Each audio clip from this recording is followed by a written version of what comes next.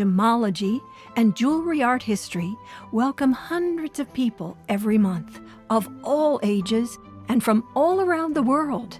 Each student creates their own program. Some take just one course, others 10. There are no prerequisites. Right at the crossroads between art and high-level artisanship, the story of jewelry is that of humanity itself. Jewels having accompanied people on their adventures for thousands and thousands of years.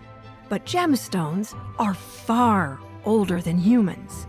Therefore, the history of the jewel arguably involves that of the entire universe. The School of Jewelry Arts offers insights into this fascinating story through all time periods and all cultures, from prehistoric to contemporary jewelry, touching on subjects such as masculine jewelry, tribal jewels, the nature of exceptional gems, and an illuminating look at goldsmithing techniques. In 2017, the school launches a department dedicated to research, allowing it to cultivate new knowledge and tell new stories, like that of the fabulous diamonds of Jean-Baptiste Tavernier. Each year, new books are published by the school. The School of Jewelry Arts exhibitions also allow for an exploration of new subjects, which are always sourced from exceptional collections. Subjects explored include Chinese adornments through 3,000 years, the rediscovery of La Cloche, the innovations of Jean Vendôme, birds in all the arts, the forgotten history of great pearl merchants, and the mysteries of jewelry design.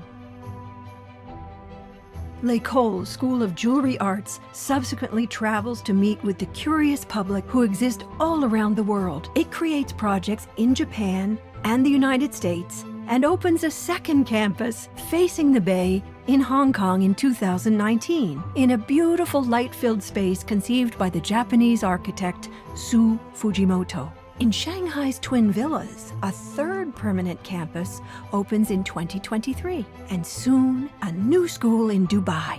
In October 2023, spurred by public enthusiasm, L'École School of Jewelry Arts is widening its scope in Paris with a new location in an 18th century mansion on Paris's Grand Boulevard, the Hôtel de Mercy Argenteau.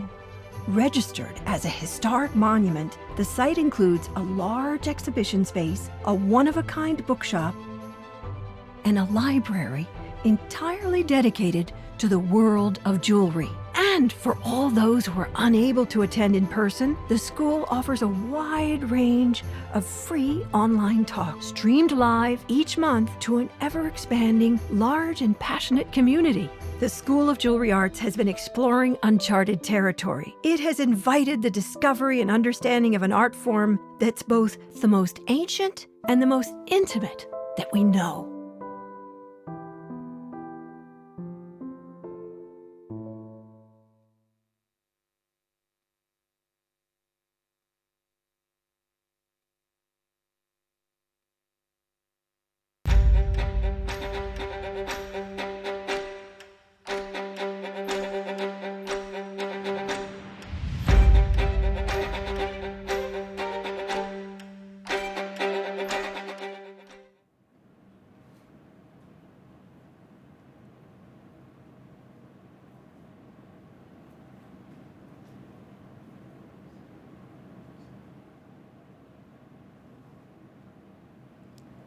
Welcome to the Hong Kong campus.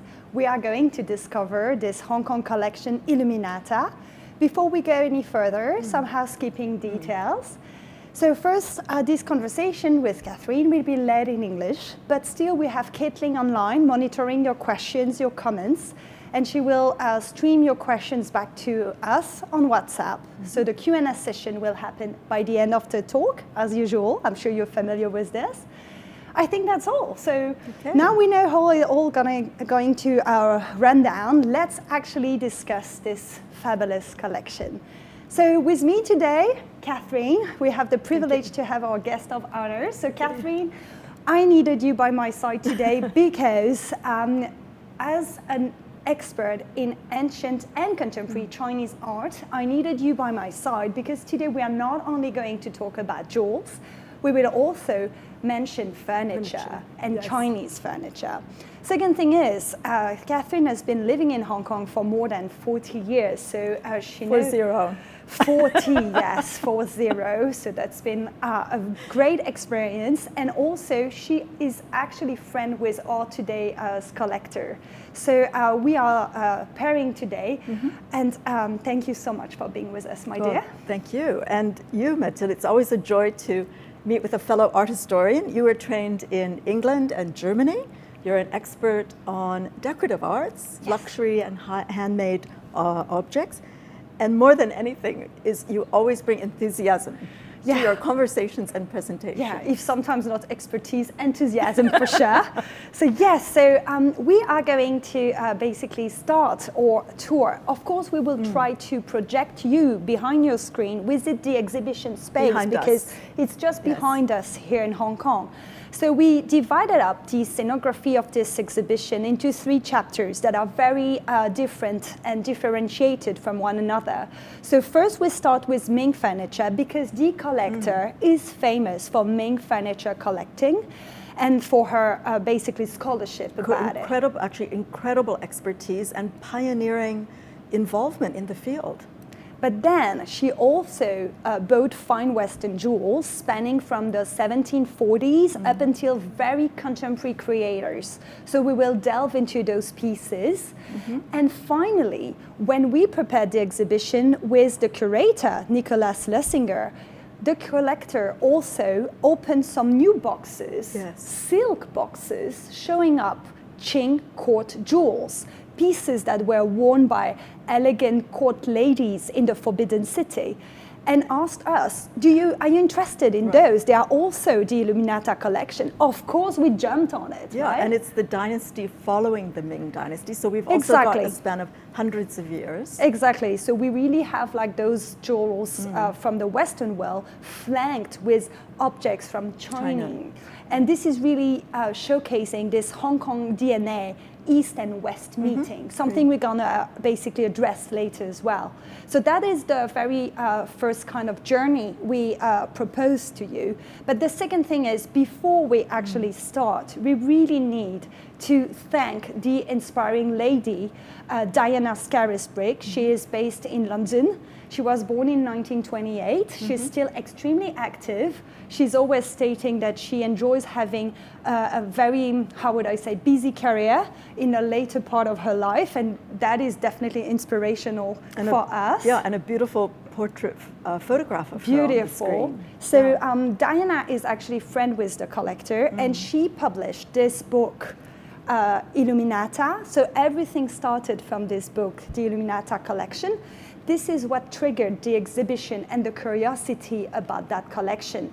Nicolas saw the book and thought, what is that collection about? And so eventually he found out, and we all found out, the collection was just in Hong Kong.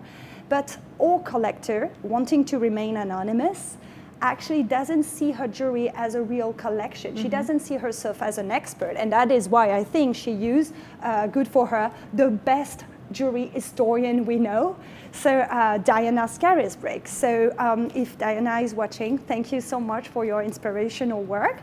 So, but there is not just Diana at l'École, especially because that exhibition is actually offered for public eye for the very first time.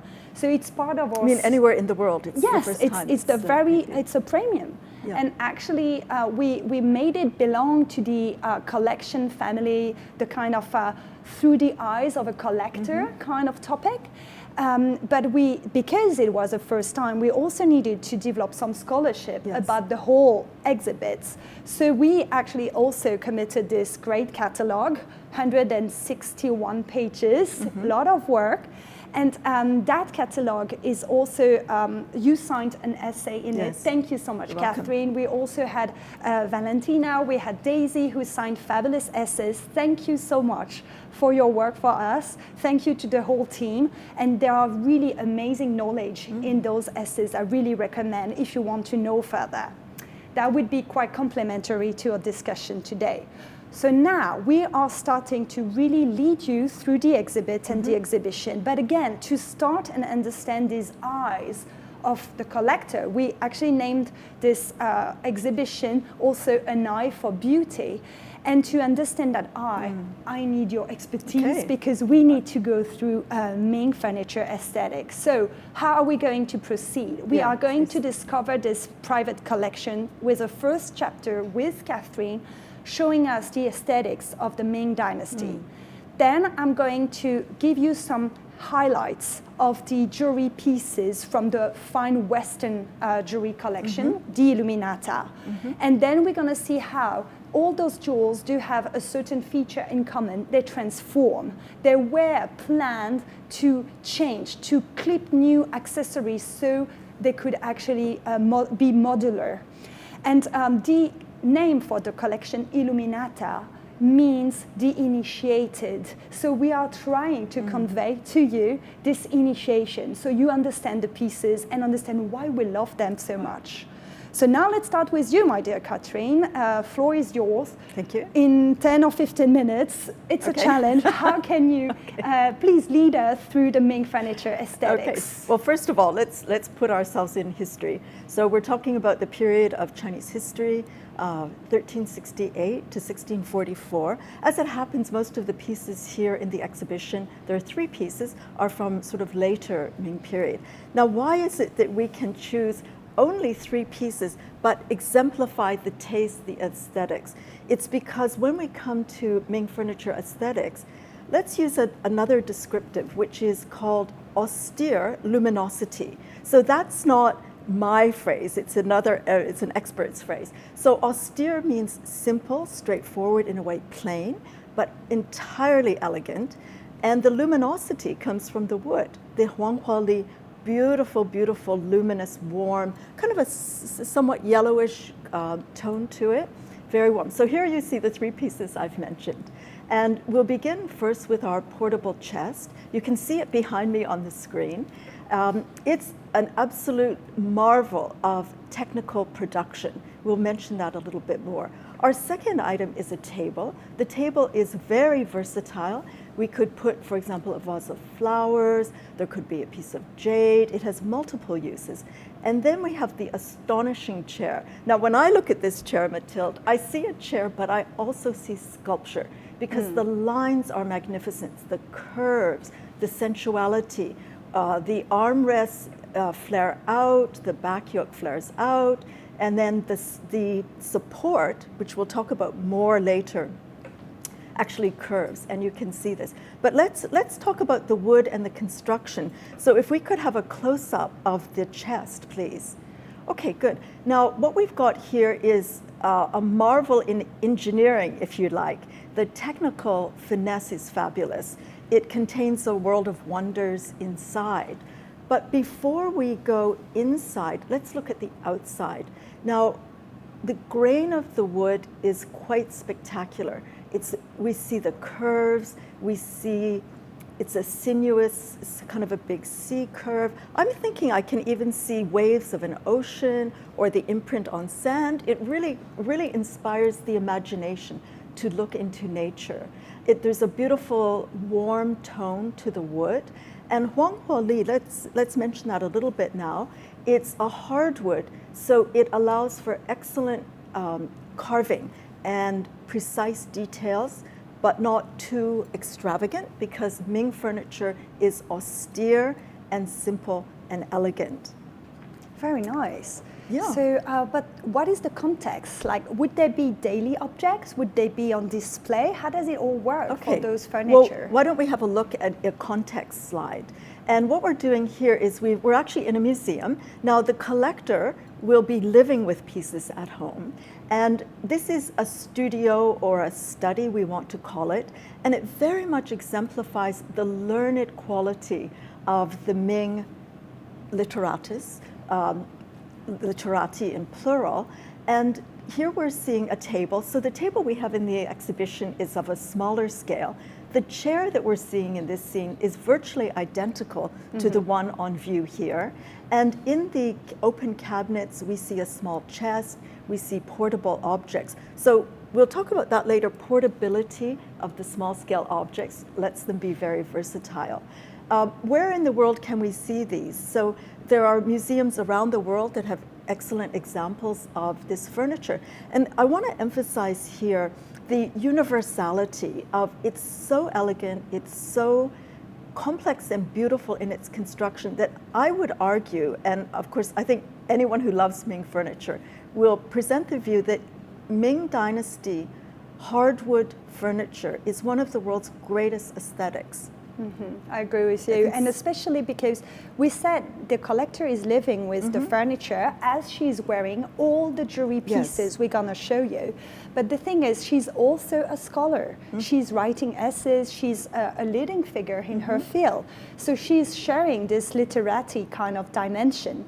The thing is, in 1600 Ming Dynasty or later part, women started to be artistically recognized, which is quite interesting, given the collector's profile. So here we have a word of study, and the chair especially invites to sit and spend long hours on it, right? And on the desk, of course, we see a brush pot, we see brushes for writing, we see scrolls for reading. It's a very literate culture.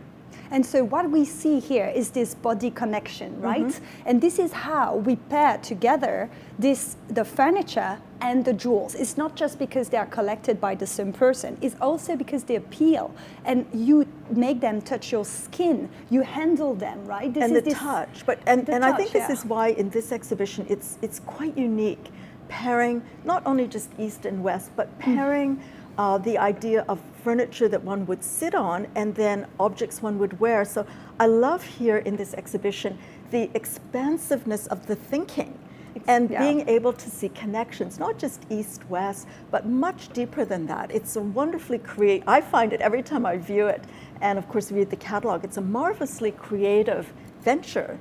Yeah, we dared in a way. And here, you see that the chair Catherine described is actually very ergonomic, right? 100%. You see the curve it's called the back splat. It's carved from one piece of wood only. And let's think about how it was done. One would need a rather thick, in-depth piece of wood to carve something that actually has an S-curve.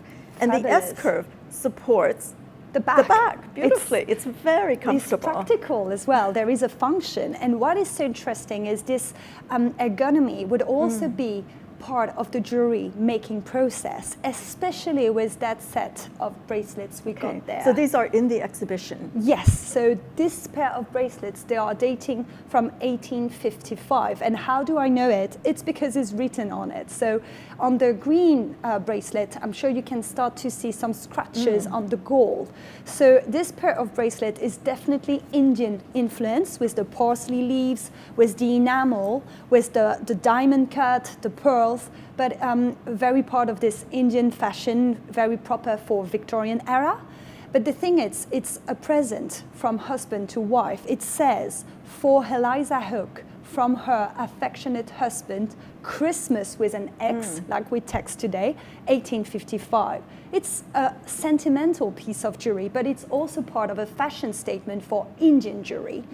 And there are many reasons why the actually structure of the bracelet would be ergonomic, because it's elastic. It can span around the wrist.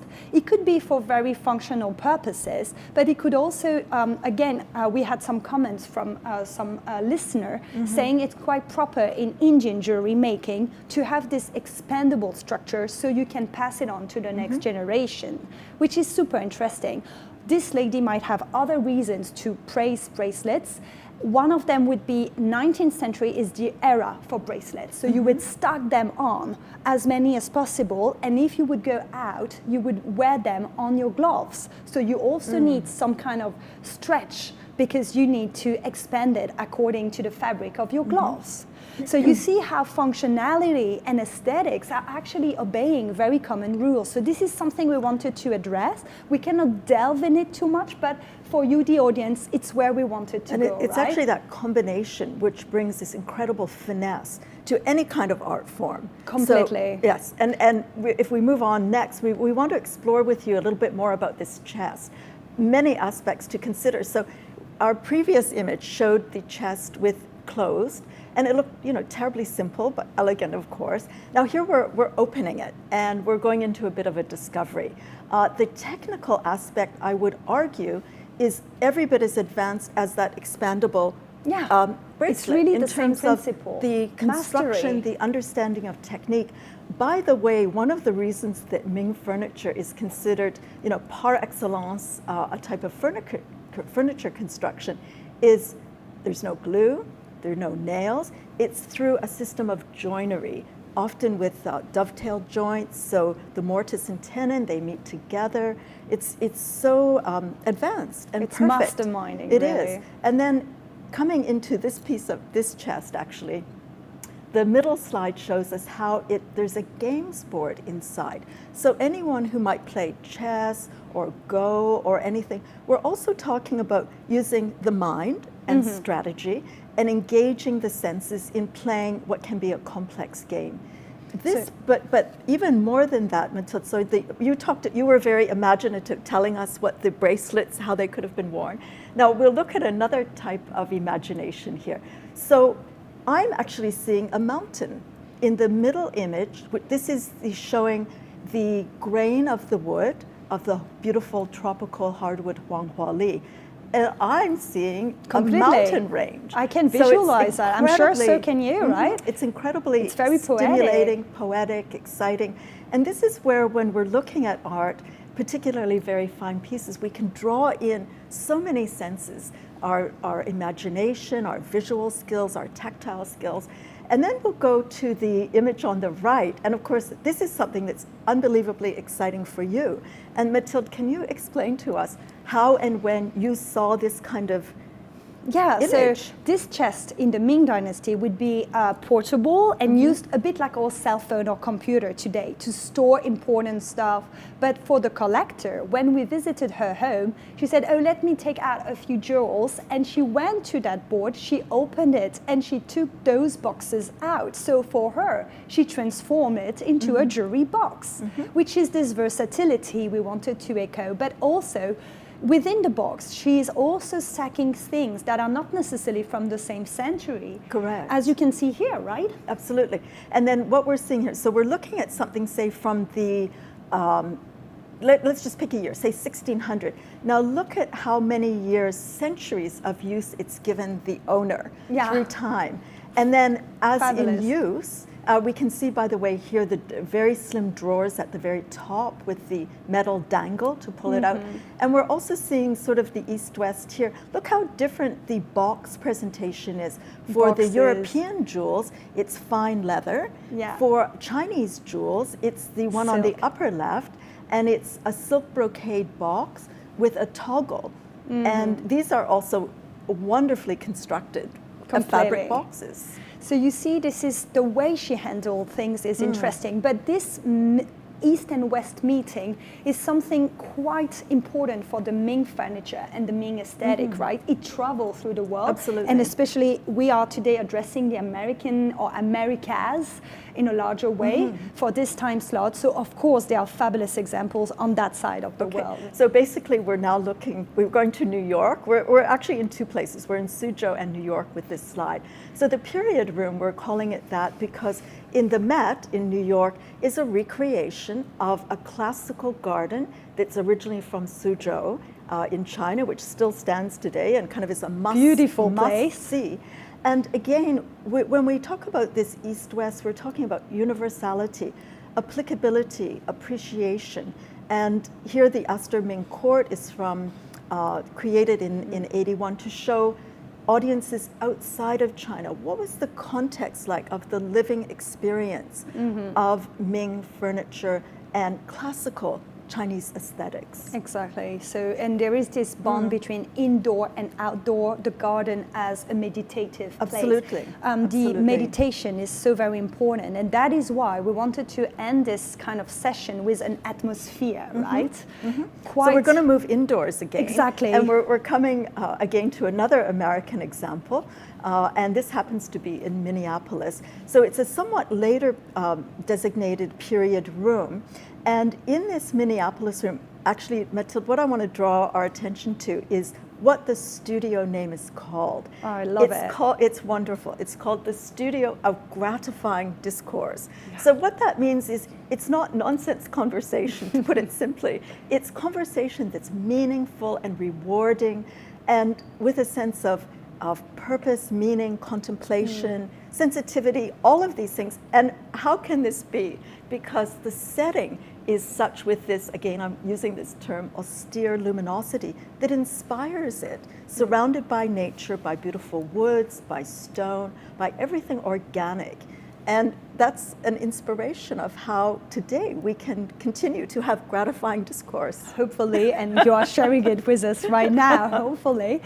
Well, here we are landing into that context to see how the eyes were trained and the general kind of, I would say, humble atmosphere and quite meditation-oriented and specific, atmosphere. I mean, humble by choice, Yes. in the sense of what we're looking at throughout this whole collection is privilege. Beautiful gems, jewels, court, imperial objects, but with it is the essence of kind of an appreciation of a humility. And Exactly. this is why this particular image we're seeing is the epitome of the literati lifestyle. And by contrast, then, I will lead you through the other side, the Illuminata actual collection.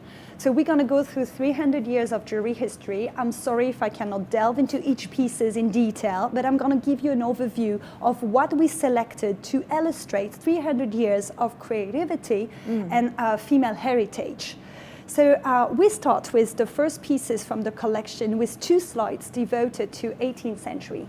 And what is interesting, 18th century jewels are very rare, but one of the important features would be the corsage ornament, the bodice ornament, things you would pin on the thick fabrics of the corsage, right? So here we see Madame de Sévigné. If you've been to a Carnavalet museum in Paris, you might know her, an aristocrat, but also a literati, a writer. She is quite witty, and she is also pretty. And on this portrait, we can see the way she is fastening her corsage ornament in the middle of the neckline on a spot we won't do it anymore. You are wearing a brooch today. When we wear brooches today, we pin them on the side. But in ancient times, they would be rather in the middle of your chest, basically, as a woman. And this fashion to have dangling diamond or precious pieces in the middle of your neckline paired with some ribbons became so famous after the life of Madame de Sévigné that fashionable ladies in 19th century, they would start to name their corsage pins Sévigné brooch. And the collection is bearing a few examples of them, such as the emerald and diamond piece on the right. It's yellow, gold, and silver setting with those gemstones, and the back is actually completely closed and foiled to enhance the beautiful color and the brilliance. So ladies will come to court with amazing dresses with the brooch, and they will also wear additional pieces of jewels. Sorry, a little bit about Madame is she was also known for her gratifying discourse, correct? Completely. So and the other thing is, of course, you know, the contemplative and the depth and so on, but we also want to mention the sheer enjoyment of gratifying which discourse. is also another aspect of our collector. She's also a funny, laughing, elegant lady. It's not just about being away from the world. When you go to the world in 18th century, sartorial rules are quite complicated. If you are aristocrat, if you attend court life, you need to put your best, going into basically debt to basically afford the complete apparel. And you might wear a piece such as this ruby necklace on the left-hand side. So those rubies would be very, I would say, very lavished. They would really show your rank.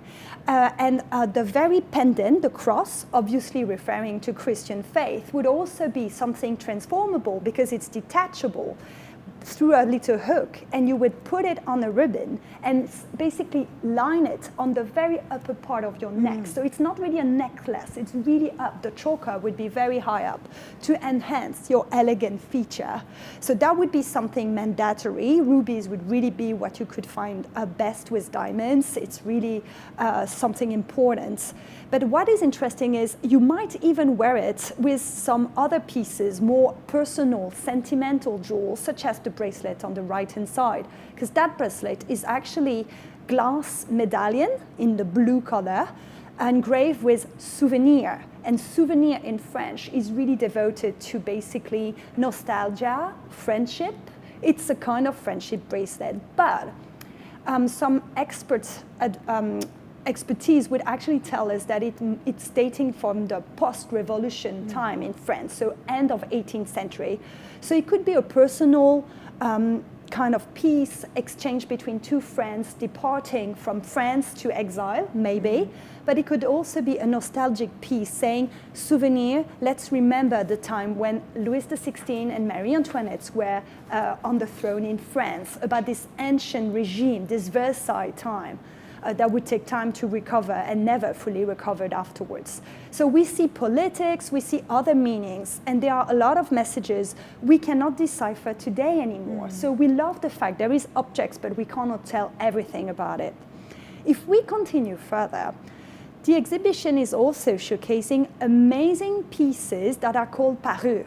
If you speak French, you might know parure. Parer is about to ornate yourself. Full parure would actually start to be launched in 19th century, and they start to accessorize more and more pieces. So it's a matchy-matchy set with combs, tiaras, necklaces, rings, buttons, earrings, bracelets, everything. So it's like a full program in a way. You can see on the Duchess of Angoulême on the side, she's really completely bejeweled in this very symmetric style. What is interesting is, for a lot of women, they could not go with royal pieces as on the portrait, but they could afford multi-gem parure. So, and our collection, the Illuminata, is also showcasing this kind of harlequin parure style, which is made of different fine gemstones of different colors, aquamarine, peridot, amethyst, and others. And this would be great in 19th century, because guess what? You could accessorize it with all your dresses. Day, night time, it would match anything. And I think it's still very clever for today, so it's a fashion hint if you're interested. But so we also showcase this parure, which is also very symptomatic of 19th century ways to wear jewelry. If we continue further, we need to say jewels in 19th century became in a way more available. So you start to have more collections, more colors, more possibilities. And here we took out two different examples. The blue 26 sapphire necklace on the left-hand side would be worn for public events. You could even wear it for an engagement, for a wedding. I'm sure you know, before Queen Victoria's wedding in 1840 to our dear Prince Albert, women were not wearing white dresses. They were wearing their best dresses, shoes, and jewels. And that could have been perfect for a wedding ceremony with whatever beautiful dress you would have. But nowadays, when we talk about social public events and dresses, we see the marital bond and the wedding as the big expense time. But in ancient time, mourning and funerals would expect a family to spend as much as for a wedding. And in the mourning sets, you would have garnet pieces. So the first year of mourning, ladies would be in black. We see the black widows. I'm sure you all can imagine how they looked like, with the veil, with the dark silk. But on the second year of mourning, women were actually allowed to wear purple, violet, gray colors, paired with garnets, because that very dark crimson red was seen like suitable. Look at that piece. It's fabulously structured. I think it's my favorite in the collection because of this fabulous 360 fashion. But also, what is interesting is these women who commissioned this she was quite coquettish, because then the beauty is not just in the front, it's also at the back. Was she wearing fabulously open kind of neckline dresses to enhance a white complexion of a very sad widow? I don't know. Could it also be the extent of her mourning? Could that be. She's absolutely surrounded with grief at It losing her completely spouse be or on both family sides. member. Could be interpreted many ways. So it's something very interesting, especially in America. A lot of excellent publications have been done and work have been done on mourning fashion. I really recommend you further readings if you can.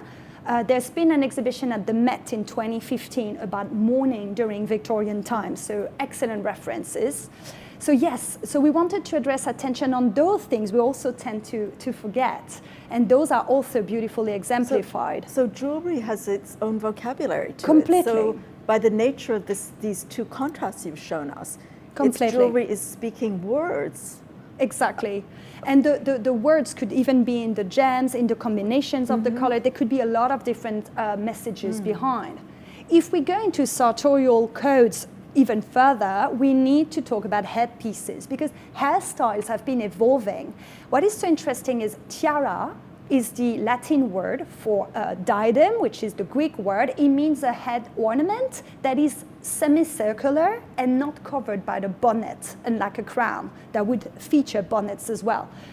In the emerald example we can see with the oak and acorn motifs, we see a diadem that actually can really strike. It's beautiful, but it's also separatable. It's detachable into 3 brooches, 3 corsage ornaments that you could put on the structure to put on your head or put on your neckline.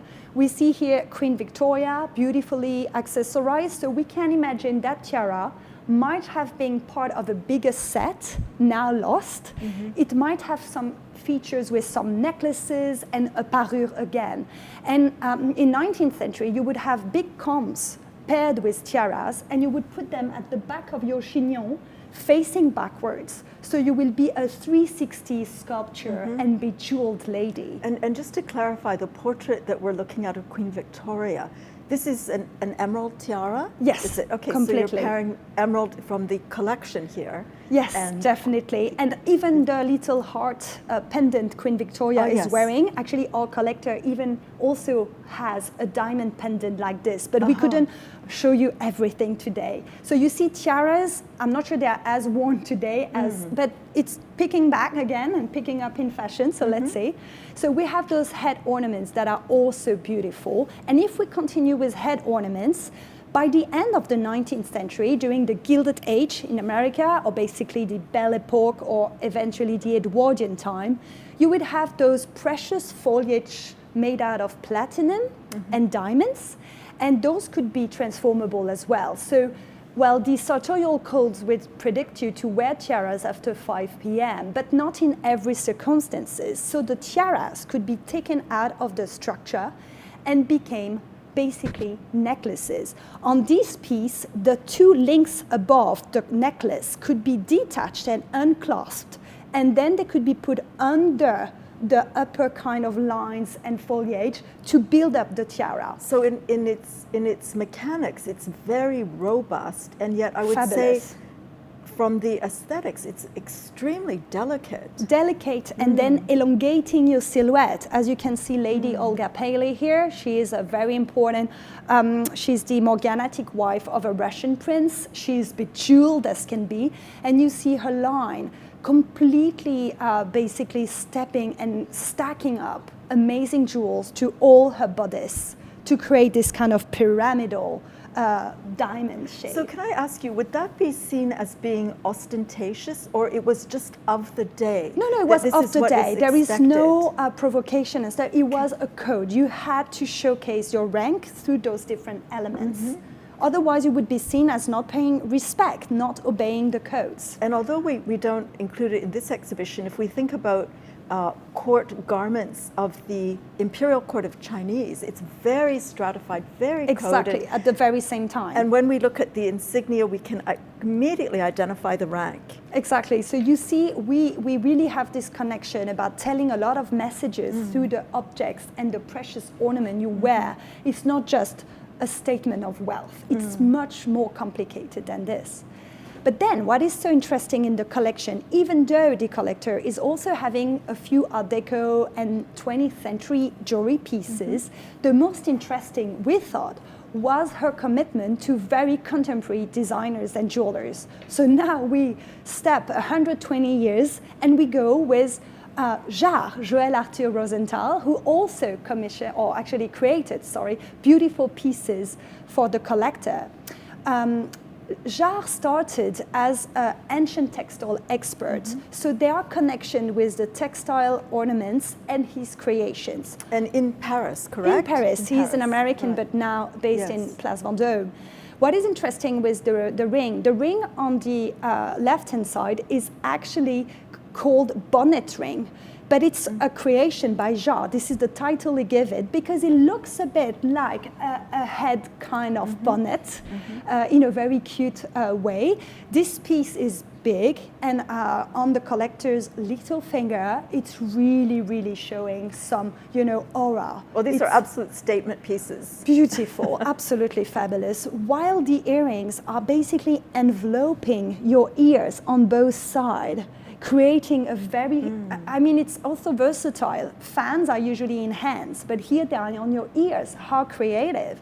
So we have a few pieces signed by Jarre in the exhibition space, but we also have pieces signed by the Hong Kong-based Michel Hong, the designer.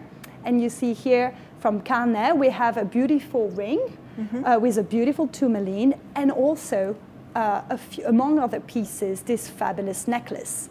This necklace was created by Carnet for the collector's daughter wedding. So the collector wore that piece to attend her daughter's wedding. And if you think about the pearls, they are a sign of purity. They are the paramount of jewels you would give and wear at weddings. And beautiful, in the image we can see gorgeous luster. Beautiful, and they are paired with diamonds, the symbol of forever. So is it mother forever, love forever? There are messages here, quite personal as well. So this is the scope of the jewels we wanted to share regarding to the Western jewelry. And and there are absolutely other creative juxtapositions and comparisons. So just to give you a foretaste, when we saw the tourmaline ring, we'll be looking at tourmaline again, the pink stone, in a very different manner through the Chinese Qing court jewels, a little bit later on. So before we go into the court jewels, we wanted still to feature this transformability because I mentioned a lot of things that could transform. It's always difficult to discuss transformability, so we have a video for you for two pieces. Let's start with the first piece.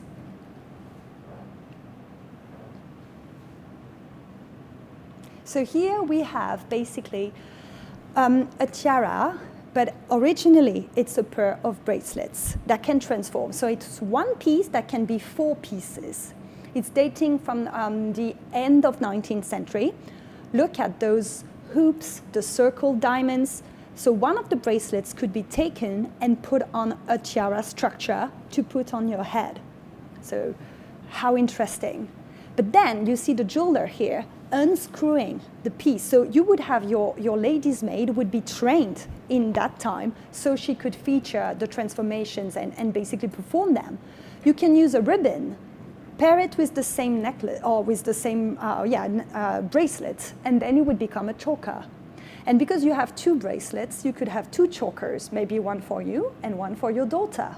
If you take the two bracelets and connect them together, they become this beautiful necklace that would be lower on your chest.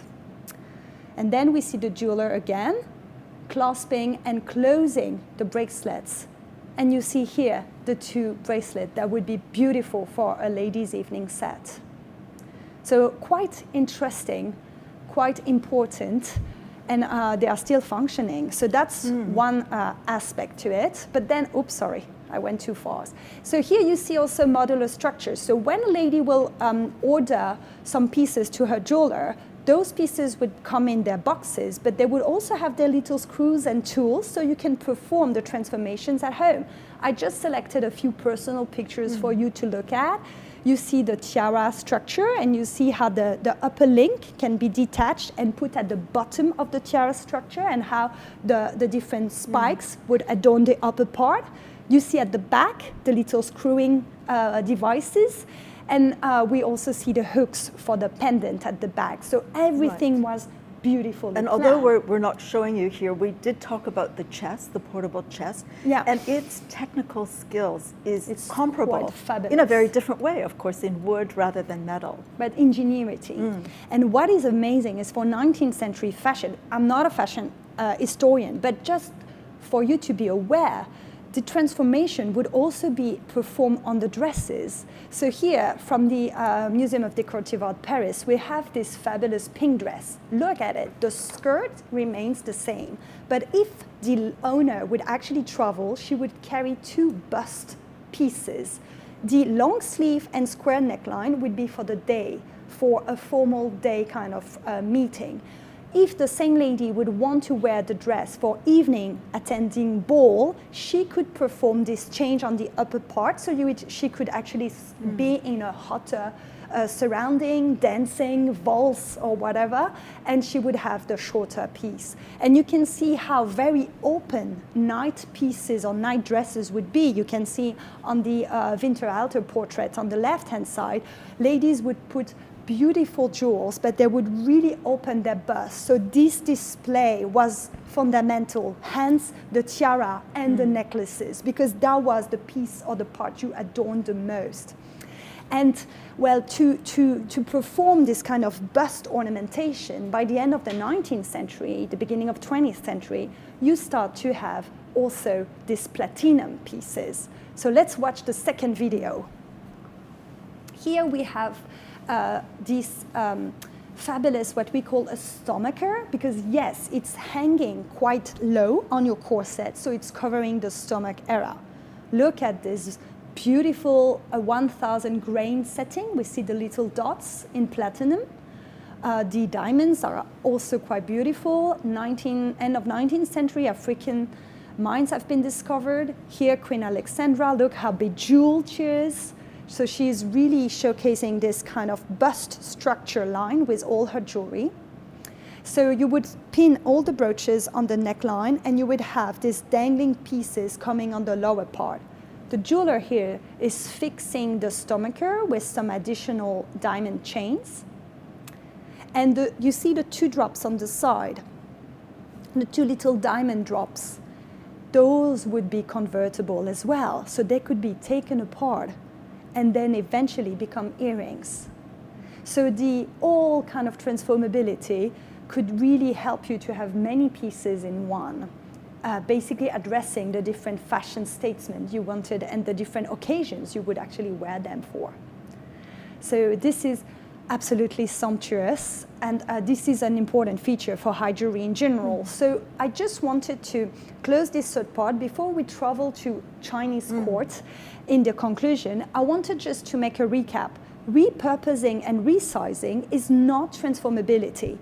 If you look on the black and white ad on the very left-hand side, we see how repurposing is you take your grandmother's jewels and gem, you unset them, and you give them to a jeweler to retransform them or to basically reset them. It's the repurposing.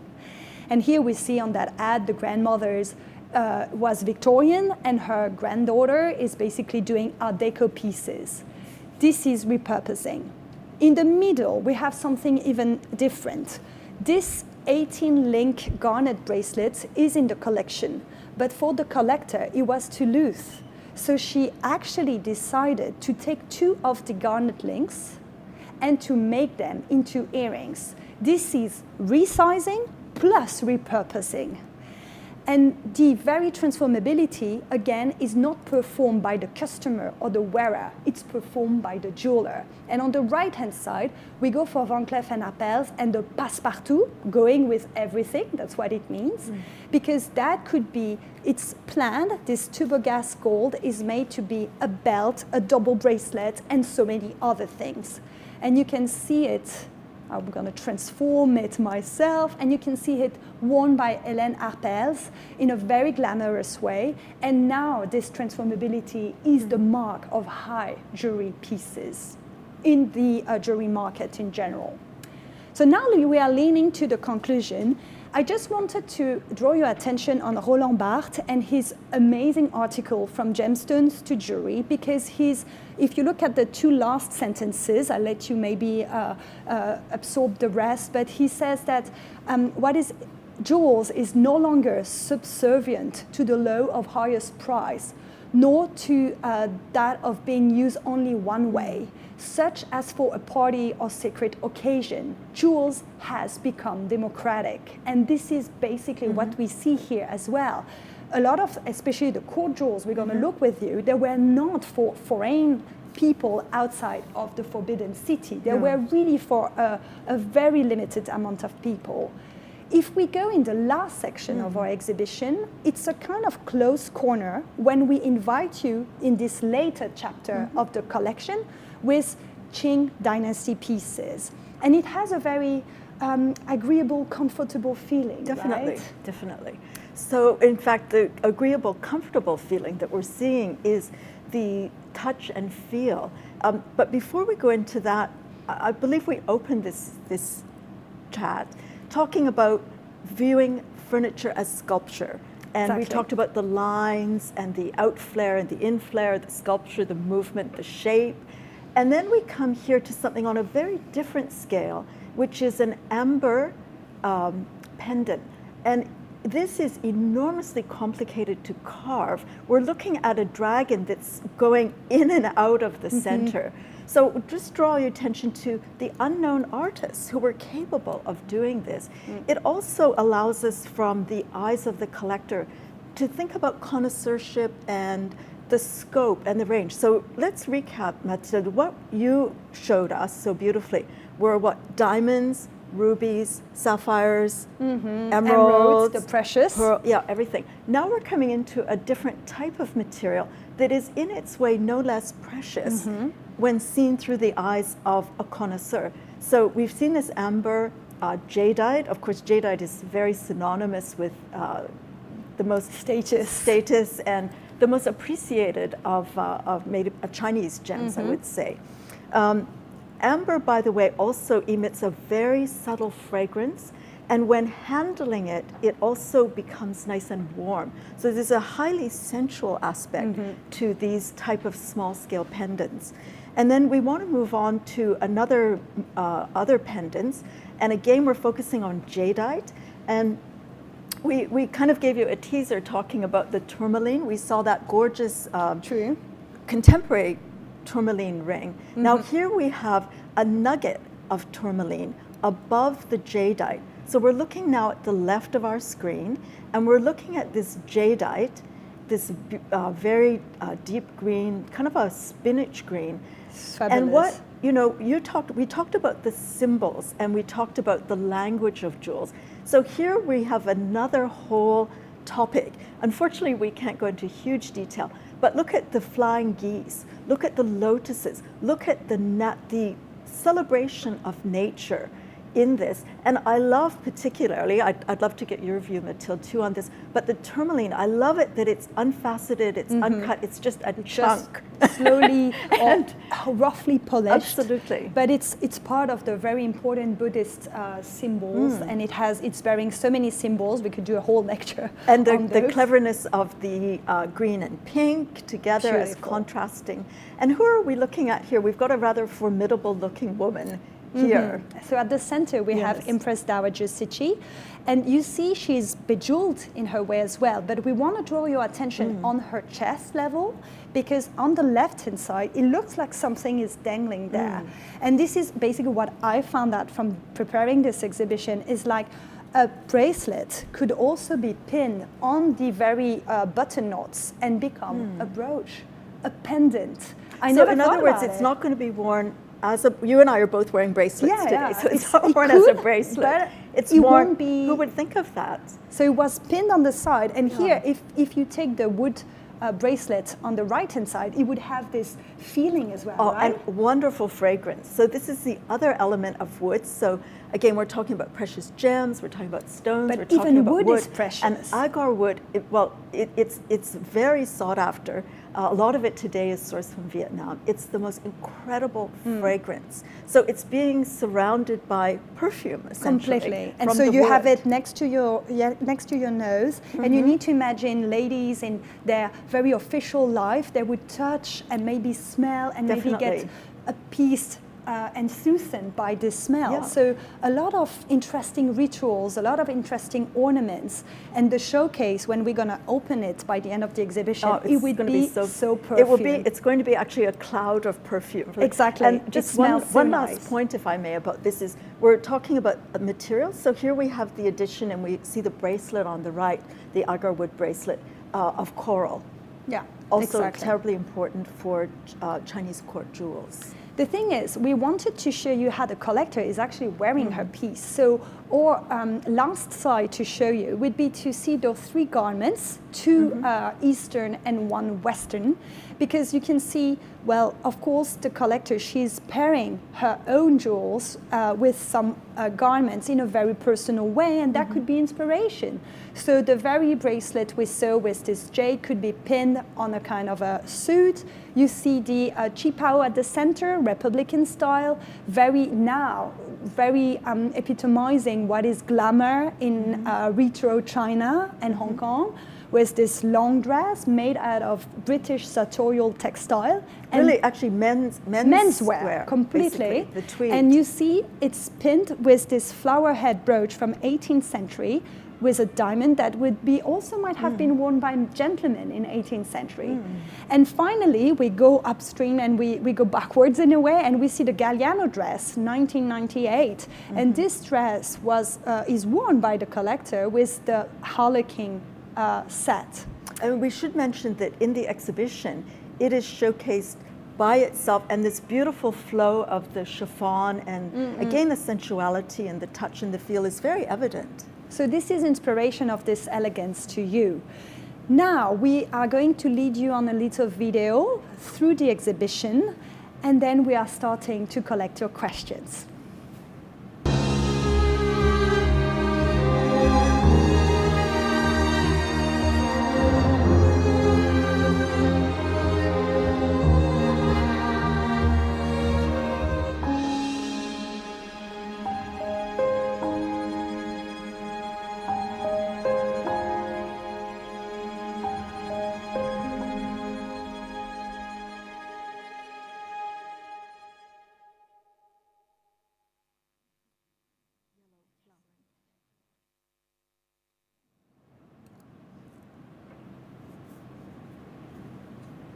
Great, so we started to collect your questions, and before we actually answer them, let's just pin in your calendar the next conversations for those of you in a rush wanting to go go for basically dinner. So we are going to have a further conversation online on the 18th century topic of Marie Antoinette. So it's beautifully complementary to our discussion today. So that would be on New York time, you see 1 p.m. on February 28th, very soon. And there are a lot of other events happening to our different campuses around the world, Paris, Hong Kong, Shanghai, Dubai. A global presence. So please follow up. We have a lot of topics to discuss, and we enjoy this shared curiosity. Very much. Now, before you tour around the world, let's go back to your questions. And thank you very much for Caitlin for addressing them so nicely to us. And for you. So the first question is for you, my dear Catherine. Yes. Does Huang Wali translate to something we could recognize in the West? So the wood for the furniture. Okay. So, basically, let us give you a translation into English of what Huang Wali means. Huang is yellow, so it's a yellow flowering pear wood. I think the important thing to consider is the difference between hardwood and softwood. So elm, for example, is a softwood. So I think hickory might be a hardwood. We'll have to, anyway, so what would be translatable is the difference between hardwood and softwood. But of course, it won't really. It's hardwood. It's hardwood, and it's difficult to source. It's completely depleted nowadays, so it's very rare. The second thing, interesting question about the boxes. The boxes we saw, I suppose, in the chest with the red boxes, jewelry boxes, were an influence for Cartiers. In 19th century, most of the boxes were red. There are different inspirations from it, but first thing, red is a royal, ostentatious color. I mean, something red is usually high status. And regal, right? The second thing is, a lot of jewels would feature pearls, and the pearls, by tradition, are very often presented on red velvet or red silk. So that was a tradition, basically, and Cartier picked up from it. And yeah, most of the 19th century boxes would be brownish or basically reddish. So good point. You know, Cartier, they started in mid-19th century, so they were part of that tradition. The garnet set in necklace, where the cabochon lapidation, never seen them in this fashion. Yes, the drops we saw in the widow garnet piece are just fascinating. Frankly, it's fabulous. They are actually pierced or drilled with a silver set, so they are basically fastened to the whole device. They are pear-shaped, kind of, but yes, they are very roundish, so it's a kind of a lapidary cabochon style. They are not faceted. That's and typically the source of the garnets would be from today's Czech Republic? Yes, so the garnets at the time were part of the Habsburg Empire, Austria and Bohemia, so they would most probably come from there in Europe, basically. I invite you to visit that if you haven't, it's fabulous. Is transformability very important to select a piece? I'm not sure it's important to select a piece, but if a piece is transformable, you need to check the transformability is still easy to operate. Right. Good point. And maybe you also need to be aware we are still missing some pieces. I can find example in the exhibition. The pieces are great, but sometimes you see little hooks that are showcasing some missing, dangling pieces. It's always so difficult to maintain the whole piece intact. But I think even today, when buying a brooch, for example, very often there will be a hook on the back so that it can be worn as a necklace. Exactly, as a very pendant. typical. This is typical, yeah. But this is just playful. If you like to perform the transformability, just go for it, because how fun it is. And then maybe the last question, because I see we are almost at the end of our time. The use of silver switch for the platinum, what time did it operate? Well, platinum has been around in 19th century and even before. We have some conversation devoted to platinum objects. And I'm not a jeweler or a gemologist, but what we can say is it took time. For a long time, platinum was seen by the jeweler as not 100% reliable, so it would be paired with gold or basically silver. And it's only by, let's say, roughly 1900 that you start to have proper platinum objects, Cartier, but other people using it. And they start to master this complex metal to create pieces from. So I would say, roughly for you, the switch, roughly 1900. It's an easy way to date, but you see it, the glance, the lightness of the piece, you can guess right away when it's silver and when it's not anymore. I hope I answered the question. Do we have time for a last one, or do we, I'm just looking at the crew. One more, great, wonderful, how lucky we are. So the last one was about the wedding kind of necklace, the carnet piece with featuring the Baroque pearls. So the contemporary piece. The contemporary piece. You are asking about the pearls, are they fresh water? This is an information I don't have, but for sure they are cultured pearls, you know, because nowadays natural pearls dived and how would you say, sourced from the natural fishing and diving are super rare and tremendously expensive. But what is interesting is Michelle Ang using this Baroque kind of aesthetic. You can see how she's showing up her art history in a way. And on the ring, she's also using briolette faceted sapphires, which is also very ancient style nod. So we see a lot of cross references, and it's a never ending discussion about all we can see in those pieces. I think this is all. Thank you so much for being with us for this evening for you on the other side of the world. Absolutely. It's been a pleasure. Yeah. Thank you so much, Catherine. Well, thank you for... And thank you for the crew. Thank you for everyone. Thank you so much for being with us again. And well, very soon you can enjoy another online talk. Thank you. Bye.